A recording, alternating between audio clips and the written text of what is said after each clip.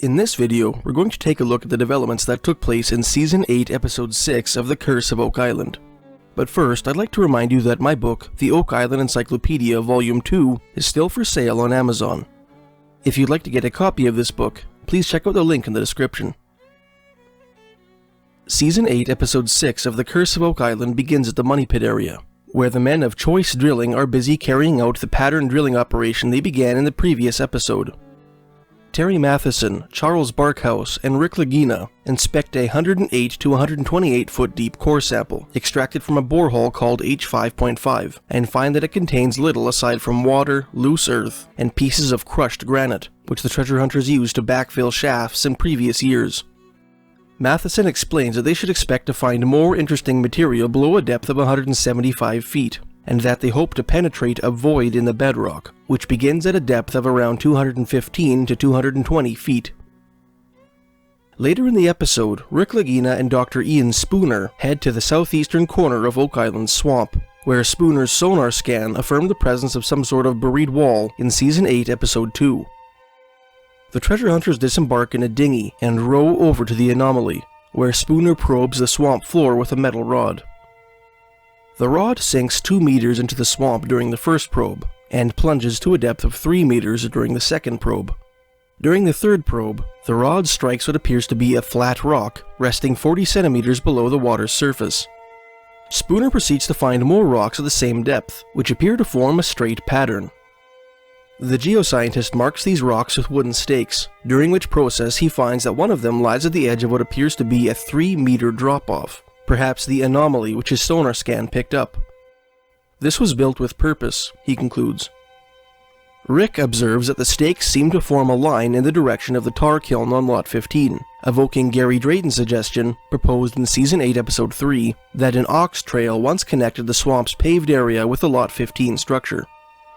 The path-like area formed by these rocks is later revealed to be 20 feet wide and 70 feet long. After the treasure hunters agree that they ought to excavate these stones, the narrator attempts to connect the new discovery with the ship anomaly, indicated by the results of the seismic survey conducted in Season 6.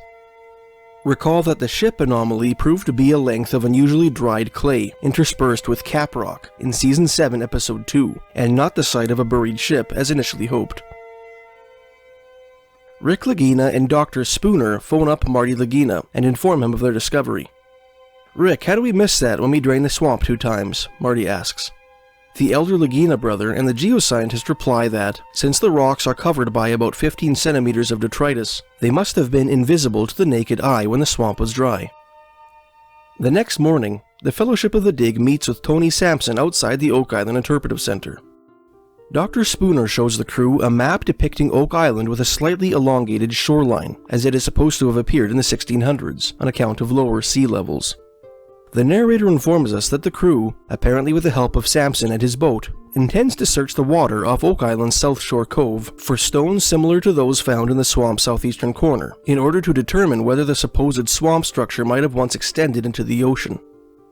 Alex Lagina succinctly summarizes the operation later on in the episode, saying, quote, "We're trying to do a bathymetric survey around the island to say, where has it eroded and where has it deposited over the last couple hundred years. The goal is to put a map together of what the island would have looked like in the year 1600, and possibly also the year 1200, unquote. Later in the episode, Tony Sampson welcomes Alex Lagina and Dr. Ian Spooner aboard his motorboat and heads to the South Shore Cove, where the treasure hunters intend to conduct a sonar scan in search of what Spooner calls paleo shorelines, as well as any artifacts or man-made structures.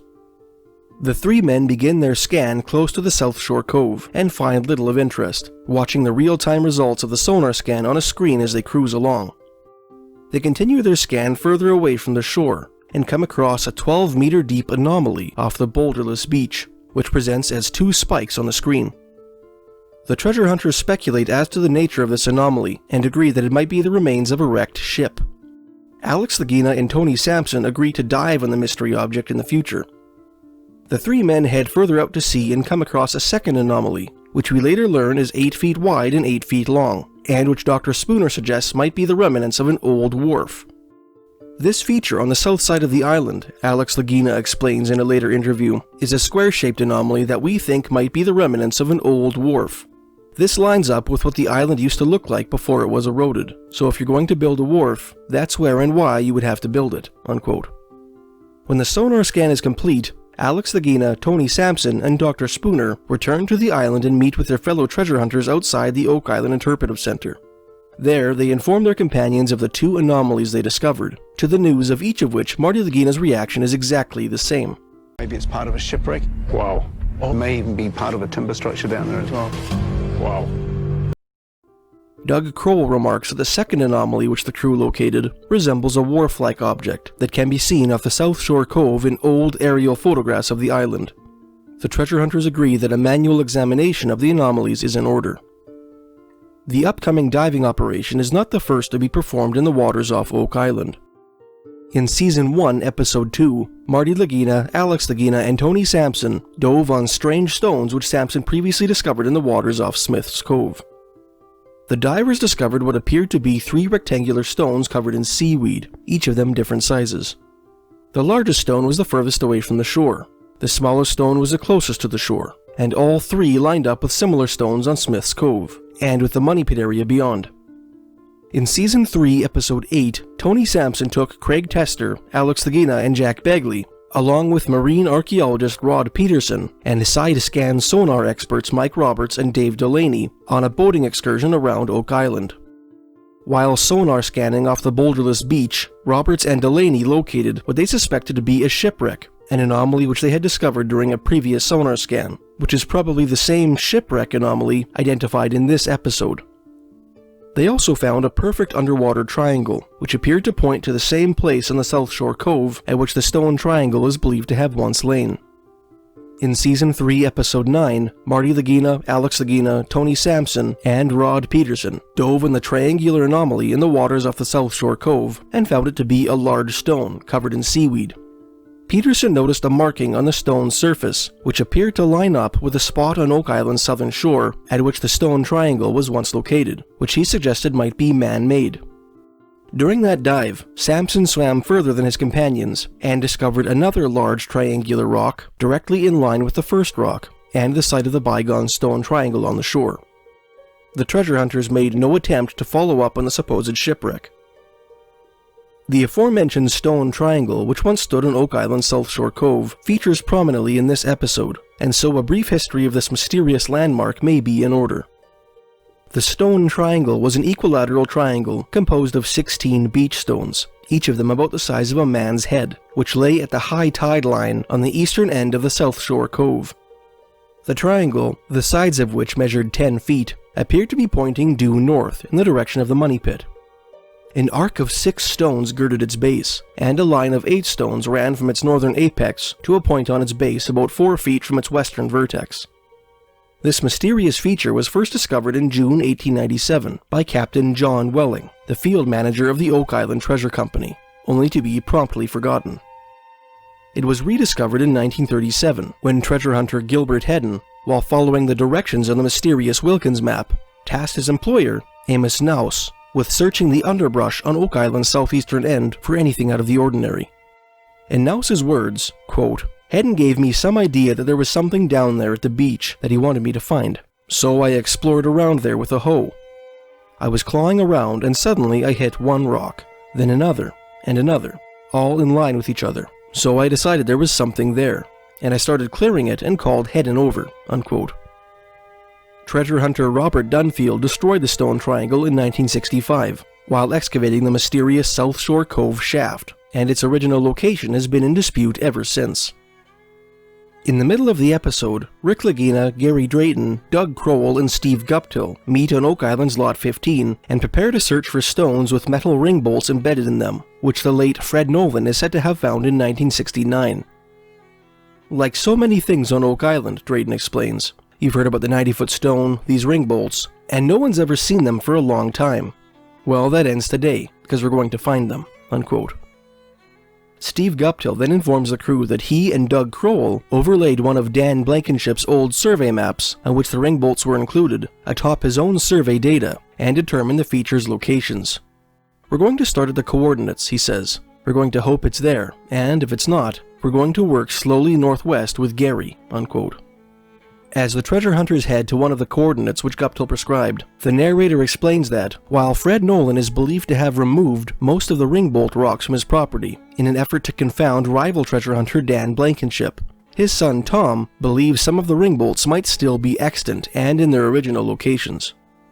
The treasure hunters arrive at Guptill's Ringbolt coordinates, which lies at the edge of the Oak Island swamp, and scan it for metal artifacts.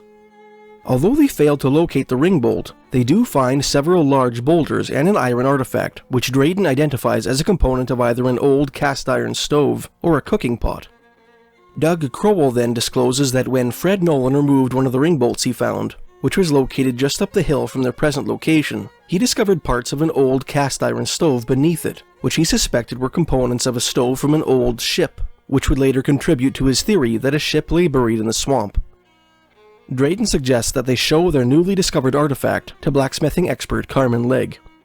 In the next scene, Alex Lagina, Jack Begley, and Peter Fornetti take Drayton's suggestion and pay a visit to Carmen Legg at his forge at the Northville Farm Heritage Center in Centerville, Nova Scotia. The blacksmithing expert examines the artifact found near the swamp and, similar to Drayton, identifies it as, quote, the bottom part of a potbelly stove, unquote, made in the early 1700s. Near the beginning of the episode, the Fellowship of the Dig meets in the War Room to Skype with researchers Judy Rudabush and Erin Helton, both of whom appeared in the previous episode. The narrator reminds us that, in the previous episode, Helton presented her theory regarding the location of the anchor points suggested by Zena Halpern's mysterious map of Oak Island, and that a follow-up investigation revealed the presence of large rocks at the points which Helton prescribed. We learned that the treasure hunters had previously sent Helton a 3D model of the lead cross which Rick Lagina and Gary Drayton found at Smith's Cove back in Season 5, Episode 10. Helton used the model to print out a 3D plastic copy of the cross, which she then used to formulate an extension to the theory she outlined in the previous episode. She proceeds to show the treasure hunters the steps she took in formulating her new theory. First, the GIS expert lies the cross on a piece of translucent paper, places a ruler against the cross so that it touches the corners of its top and right crossbeams, and draws lines along the ruler extending away from the cross. She repeats this procedure with each of the cross's 4 quadrants, and traces the inside of the square hole at the cross's top. That accomplished, she removes the cross from the paper and uses her pencil to connect each of the 4 broken lines she drew, forming a diamond shape with a hole near its upper vertex. Then she prints out a map of Oak Island, bearing the anchor points she identified in the previous episode, scaled so that the distance between the anchor points is the same as the distance between the bottom and right vertexes of the diamond she drew. She then takes the translucent paper on which she drew the diamond, and aligns the diamond's bottom and right vertices with the northeastern and southwestern anchor points, respectively. Finally, she draws the treasure hunter's attention towards the position of the square hole she had drawn on the translucent paper, and points out that it rests on the South Shore Cove due south of the Money Pit area, in the general vicinity of the bygone Stone Triangle. Helton suggests that this point marks the precise location of this long-lost Oak Island landmark. Rick Lagina thanks Helton for her work and expresses his desire to speak with her soon, implying that he is aware of more information which Helton will disclose to the rest of the team sometime in the future. Erin Helton ought to be commended for the obvious effort and expertise that went into her theory's formulation, and for the courage she displayed in presenting her ideas on TV. In this author's opinion, however, there are several major problems with Helton's theory, all of them due to the shakiness of 3 assumptions upon which the theory is founded. 1. That Zena Halpern's map of Oak Island is a genuine treasure map. 2. That the anchor points which Helton identified in the previous episode were actually intended as landmarks. And 3. That the lead cross was indeed crafted for the purpose of serving as a navigational tool in conjunction with an accurate map of Oak Island. In order to assess the merit of her argument, we must first examine these assumptions.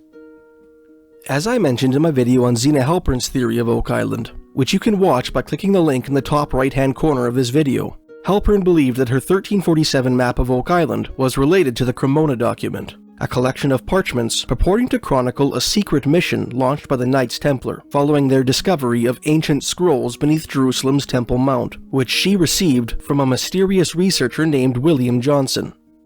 Halpern's friend Donald Rue, on the other hand, contended that the Oak Island map was a fabrication of Johnson's, created as part of an elaborate plot to entrap one of his enemies. In that analysis, I argued that both the Cremona document and the letter on which Roux based his claim appear to be fraudulent, casting serious doubt upon the authenticity of Halpern's map of Oak Island, and, by extension, the legitimacy of Helton's theory. In Season 8, Episode 5, the Fellowship of the Dig examined the locations at which Helton contended the anchors alluded to on Halpern's map would be found.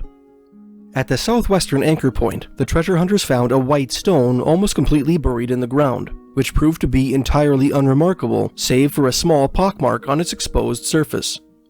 The Fellowship then headed to the northeasterly anchor point, where they found an equally unremarkable stone, indistinguishable from the other rocks which littered the beach on which it lay, save for a marking which reminded Alex Lagina of the ship carved on the boat stone, a mysterious artifact which features in Robert Marcus's Oak Island theory.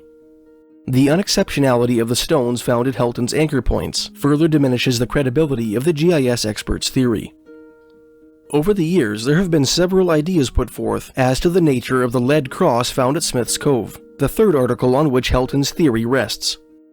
Ever since its discovery, attempts have been made to connect the object with a particular graffito it resembles, which was carved onto the wall of a prison in Dom, France, in which Templar Knights were incarcerated, which several members of the Oak Island team visited back in Season 5, Episode 9.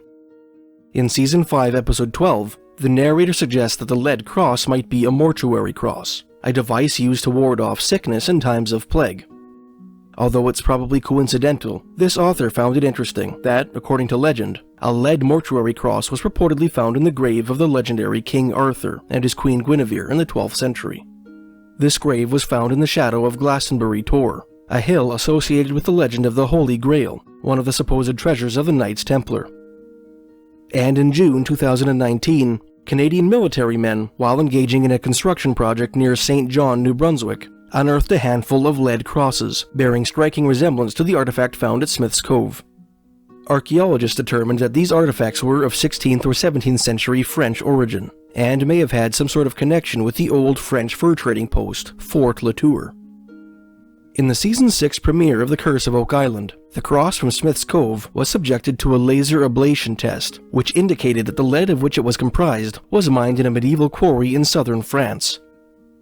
If the cross was crafted shortly after the lead of which it is comprised was mined, and if the lead was indeed mined during the Middle Ages, as the quarry's age suggests, then the artifact was created before the development of the navigational technology which would be necessary to create a map of Oak Island as accurate as that with which Helton's theory contends the cross was intended to be used. In other words, the cross appears to be too old to have been created for the purpose of being used in conjunction with an accurate map of Oak Island, as Helton's theory proposes. Since the theory which Helton put forth in this episode appears to be founded upon groundless assumptions, the viewer would be justified in wondering why the Fellowship of the Dig, whose members are doubtless aware of its flaws, would seriously consider it, as they appear to have done in this episode. The answer to this question, discounting Prometheus Entertainment's obvious need to manufacture content for this season in light of the pandemic's prohibitive effects on the treasure hunt, can perhaps be found in the words of Rick Lagina, who predicted in this episode that, quote, "the puzzle of Oak Island will really be solved by people looking at things outside the box," unquote. Thanks for watching. If you enjoyed this video and would like to help support this channel, please check out my book, The Oak Island Encyclopedia Volume 2, which you can find by clicking the link in the description.